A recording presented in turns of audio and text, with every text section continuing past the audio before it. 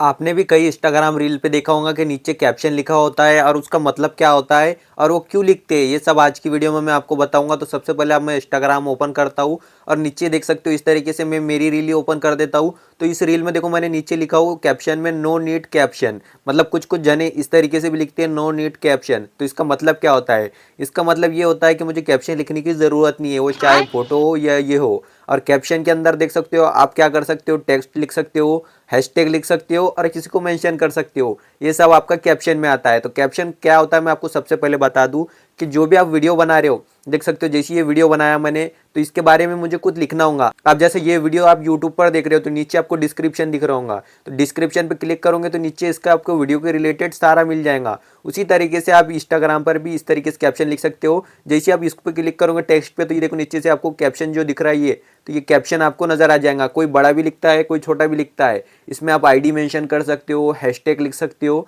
और कुछ भी लिख सकते हो वीडियो के रिलेटेड। इस तरीके से होता है। और कई जने तो क्या करते हैं, इसे खाली भी छोड़ देते हैं और कुछ जने इसमें कुछ भी लिखते हैं। जैसा मैं आपको दिखा देता हूँ, जैसा मैं यहाँ आ जाता हूँ रील वाले ऑप्शन पे, और रील में देख सकते हो अभी मैं क्या करता हूँ, नीचे से जैसे ही मैं इस पर क्लिक करता हूँ तो यहाँ से देख सकते हो इस तरीके से कुछ कैप्शन हो सकते हैं। उसके बाद मैं ऊपर क्लिक करता हूँ तो इसके बाद देख सकते हो कोई कोई तो इसमें हैशटैग भी लिख देता है, कोई कोई बस इसको ऐसा कुछ भी रैंडमली लिख देता है, और कोई कोई तो इसे क्या करता है खाली भी छोड़ देता है। देख सकते हो कुछ खाली छोड़ देते, कुछ उसमें क्या करते इतना बड़ा टेक्स्ट लिख देते कि जो कुछ काम का भी नहीं होता है।